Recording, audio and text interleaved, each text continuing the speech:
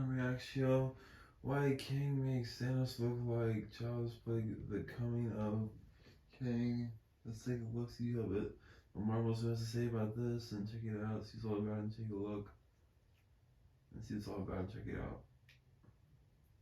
With the cracks in the multiverse spreading across the MCU landscape, the imminent arrival of Kang the Conqueror is just on the horizon. Now that footage from Ant-Man and the Wasp: Quantumania has been revealed, we have a closer look at the second variant of Kang to make his MCU debut, after He Who Remains debuted and died in Loki. While he is certainly menacing in his own right, at his core, he is still little more than a human being with incredibly advanced technology. Kang, that is. Not too dissimilar from his generation's version of Tony Stark or Reed Richards. So, with this in mind, what makes Kang so formidable? Why is he such an imposing threat to the multiverse? And is it possible that he might even rival Thanos in terms of sheer danger post the Avenger? The answer is yes. Well, stick with us today, watchers of the Marvel Multiverse, as we break down exactly why Kang the Conqueror is far more formidable than the Mad Titan ever was, and pose a much larger threat than the decimation of half of the universe's population. In Loki, He Who Remains explains exactly why he reorganized the multiverse into one sacred main timeline.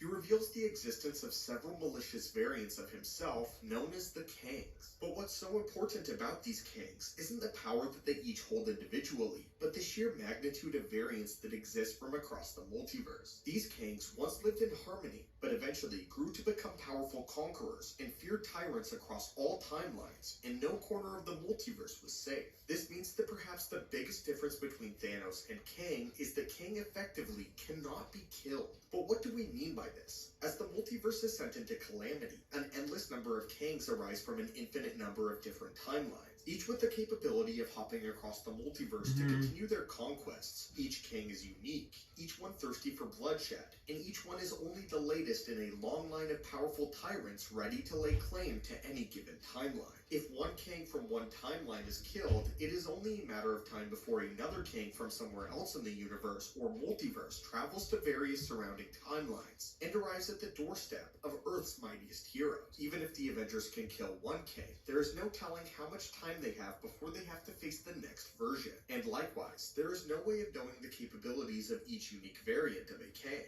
Kang is a plague who will eternally resurface, a virus designed to give the Avengers only a brief period of rest before another version of him emerges to conquer said timeline. And it's only a matter of time before the various iterations of this interdimensional tyrant wear down the Avengers to a point where one finally succeeds and destroys them. Each Kang has different gadgets, experiences, and weapons at their disposal, making them inherently unpredictable and utterly unstoppable. The Avengers simply cannot fight off Kang forever, because inevitably, one of them will traverse the timeline with a strategy or idea that finally works to defeat the defenders of our timeline. Whether that is the first Kang, or the 10th, or the 100th to set their sights on our universe. Any victory against Kang is only a temporary victory. Thanos, on the other hand, he was very much mortal. He was able to be killed in the opening minutes of Endgame, and then again at the end of the film. But his goals always revolved around the Infinity Stones of his own universe, and his quest was limited to a single reality. After Thanos was killed, his variant arriving in 2023 was a cosmic fluke, only triggered by the Avengers themselves tampering with the timeline. And there is no persistent threat of another Thanos arriving unless there are severe extenuating circumstances. Kang, on the other hand, there was always another. The only reason Thanos abandoned his original timeline in Avengers Endgame was because he followed the Avengers back to their home after they had returned to the past to collect the Infinity Stones. But there was no inherent reason for him to leave his time up until this point, and there is no reasonable threat that another Thanos from the multiverse would have to arrive to our mainline universe. There will likely be infinite iterations of Thanos arriving throughout the multiverse as of now, but the Mad Titan only ever set his sights on a single timeline, his own. Meaning once he is dead, the Avengers are most likely safe from his conquests. He will likely never voluntarily venture out of his own timeline and dimension in order to threaten the mainline MCU ever again. Kang, on the other hand, traverses alternate realities on a regular basis, seeking new dimensions and timelines to add to his vast empire, or his dynasty. Where there is any timeline unconquered, a Kang will come, and a Kang will seek to subjugate everyone on the undominated timeline, keeping them trapped under his iron rule until his presence draws the attention of another variant of another Kang, one that rivals him. In essence, the only real thing to defeat a Kang is another Kang.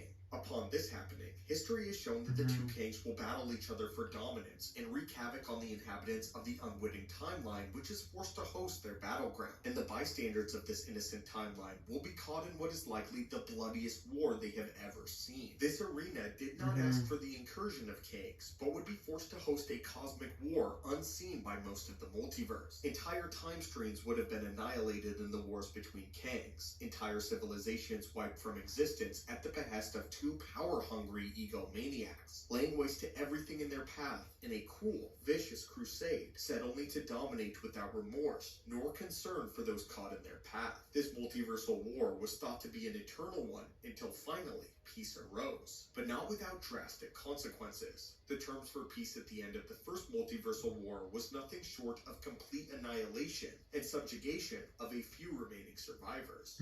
One timeline was allowed to survive. One timeline alone was left after the genocide of Eliath the Usurper. One reality in which the inhabitants were allowed to survive, but at the cost of their free will and personal liberty. One reality trapped in a prison, devoid of choice or reason. This was the cost of Kang's conquests, and the only peaceful resolution that he who remains could conceivably find. The cost of finally defeating this interdimensional warlord was the destruction of reality itself, with only one strand allowed to survive, the inhabitants of which don't get to make their own choices, but instead must follow a predetermined course, lest they be arrested, tried, and sentenced to either serving the TVA or being sent to the void at the end of time for simply making their own choices and exerting their own free will. Thanos culled half of life in the universe, but he culled half of life in his universe. The power in the hands of the Mad Titan is formidable, and his defeat of the Avengers sent the world into disarray and chaos, but it was still restricted to just a single universe. Now, the conquest of Kang, the time-traveling tyrant, will not only threaten our reality, but every reality known to unknown.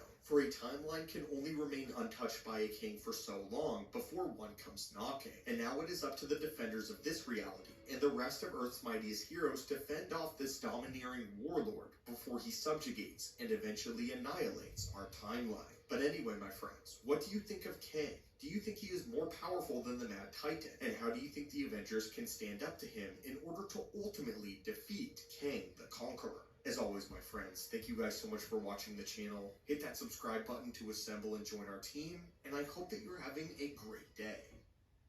Yeah, please subscribe, like this video. See you guys. Bye.